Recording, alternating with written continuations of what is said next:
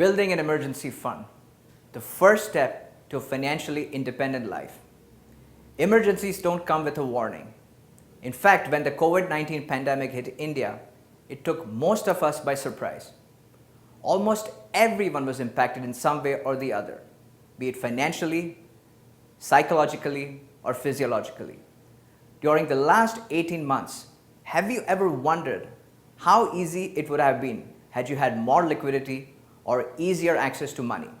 If yes, then this video on how to build your emergency fund is for you.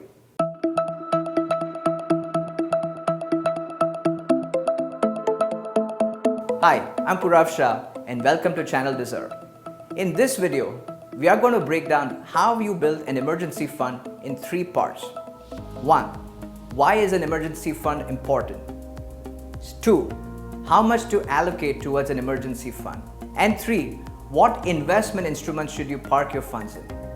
Like COVID, throughout your life, you may face many situations that you had not anticipated.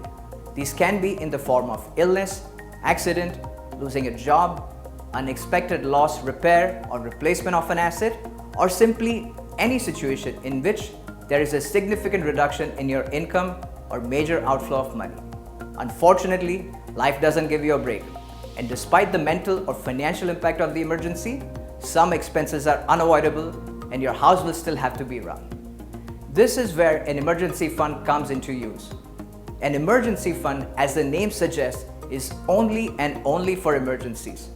In a situation where you are unable to provide for certain expenses or run a house, the emergency fund will help you meet your financial requirements and you can focus on the emergency. So now that you know building an emergency fund is very integral part of your finances, let's understand how much you need to be well prepared for an emergency. Ideally, for a salaried individual, an emergency corpus should comprise of at least 6 months of your monthly expenses. For business owners or freelancers, an ideal amount is at least 9 to 12 months of your monthly expenses. Let's say your household expenses including rent, EMI, school fees, staff salaries, utilities, medicines, groceries, and other essential expenses is rupees 1 lakh per month.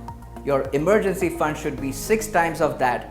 That is, you should have an emergency fund of rupees 6 lakhs. So how do you build an emergency fund? The purpose of an emergency fund is to have money as easily and readily accessible.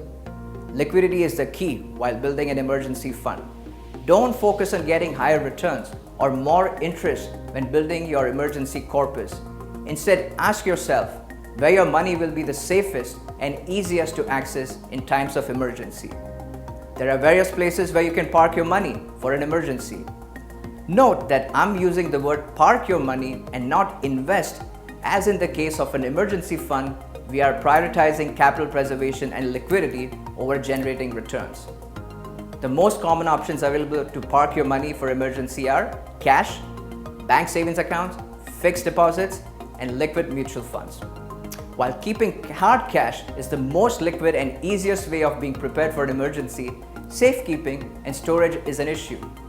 You can also park the money in your savings account. However, it is important to exercise restraint and use that money only for emergencies. The third option is opening a short duration fixed deposit. However, even a short tenure of fixed deposit has a fixed tenure. And in case of an emergency, you may have to break the terms of the FD at an additional expense. Hence, this option is less liquid than the above two. Further, you have to pay tax on the interest received on your fixed deposit. The last option is a liquid mutual fund. While liquid mutual funds are liquid and very easy to redeem in case of an emergency, there are management expenses. To handle the fund, you will have to pay tax on the gain when you take your money out. A good way to approach building your emergency fund is as follows. Maintain half the month's worth of expenses in cash. Keep 2 months' worth of expenses in savings account and split the remaining fund requirement between a fixed deposit and liquid mutual fund. Now that you know where to put aside your money for emergency fund, let's see how you can go about it. If you're starting off, park a small amount of money every month in the avenues we spoke about before. Continue this monthly parking of money into your emergency corpus till you meet your desired emergency fund. In case you receive any lump sum amounts like bonus or inheritance, you can park it into your emergency fund to meet the shortfall. Maintain this emergency corpus at all times, and in case you use some money from this fund, remember to replenish your emergency fund. Many a times we feel we are immune to emergencies or sticky situations, and it is others who face such situations. As a financially prudent person, you must not be complacent and become a victim of your own biases.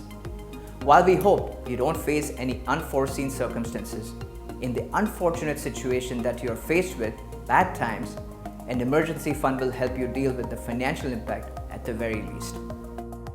Ever wondered why you need to pay so much in tax? Hit the subscribe button and watch out for our next video on tax-saving investments and how you can save taxes by planning your investments carefully.